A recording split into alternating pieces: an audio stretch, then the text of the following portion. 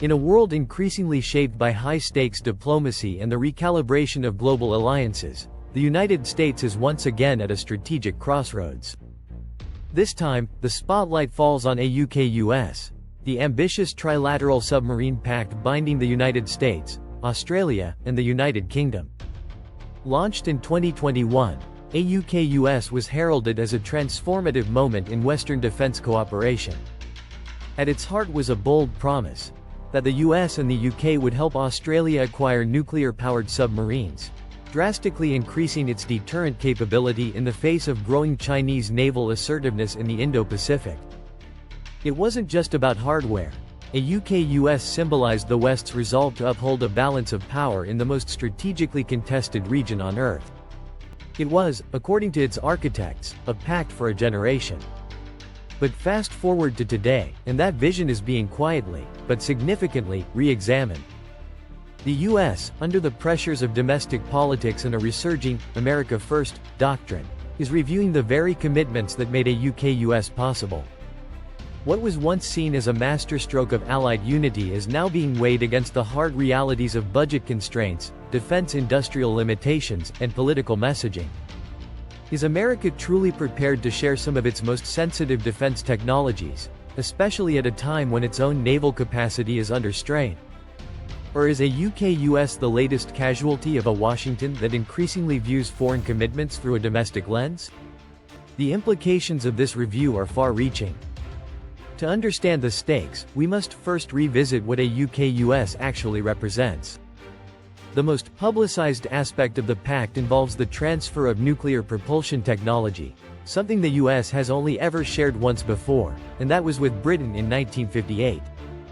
For Australia, gaining nuclear-powered submarines would be a monumental leap forward, allowing it to patrol vast ocean spaces silently, for months at a time, without surfacing, capabilities that diesel submarines simply cannot match. The move would reshape naval dynamics in the Indo-Pacific, giving Washington a far more capable ally in waters increasingly dominated by China's growing blue water navy. Yet now, those ambitions face delays and doubts. Under the Biden administration, and even more intensely under Republican congressional scrutiny, concerns have mounted about the feasibility of meeting a UK-US obligations while simultaneously rebuilding America's own submarine fleet. The U.S. Navy is already behind on its Columbia and Virginia-class submarine production schedules. Aging dry docks, workforce shortages, and persistent supply chain bottlenecks have led to some shipyards warning they cannot keep pace. In this context, critics ask, how can the U.S. afford to export nuclear submarine capabilities when it cannot meet its own operational needs? This has led to a core tension at the heart of a UK-US, strategic ambition versus domestic capacity. And in an election season, that debate is becoming increasingly political. Voices aligned with the America First agenda argue that American shipyards should be focused squarely on American submarines. They fear that fast-tracking Australian boats could further stress U.S. industry and risk transferring military edge abroad. Several influential lawmakers, particularly within the Senate Armed Services Committee, have publicly voiced concern that America is being too generous, too quickly, with its allies, while not investing enough in its own naval readiness. But these arguments, while rooted in legitimate logistical concerns, overlook the broader strategic costs of faltering on a UK-US. For Canberra, delays or scaling back of the agreement would be a serious blow. Australia made the controversial decision to cancel its existing contract with France, a $66 billion diesel submarine deal, in favor of a UK-US. That move angered allies, especially in Europe, and committed Australia to a nuclear path that comes with enormous technical, political, and economic hurdles. If the US pulls back or slows down its contribution, it would leave Australia exposed, caught between an abandoned French deal and an uncertain American one. Strategically, it sends the worst possible message, that the US may not be a reliable long-term partner. The United Kingdom, too, has much at stake. Post-Brexit, a UK-US was framed as a cornerstone of global Britain, a way for London to project power beyond Europe and remain relevant in Indo-Pacific strategy.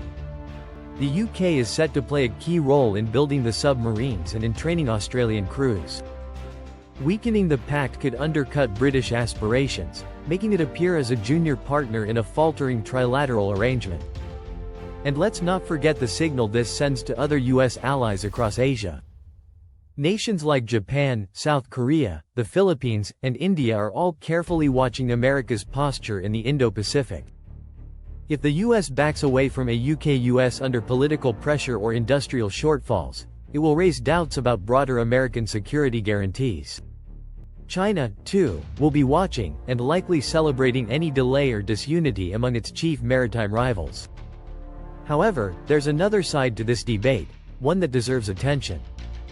Aukus, some argue, doesn't have to be a zero-sum game between international ambition and domestic revival. Proponents of a more optimistic view believe that the Pact could actually strengthen America's defense industrial base.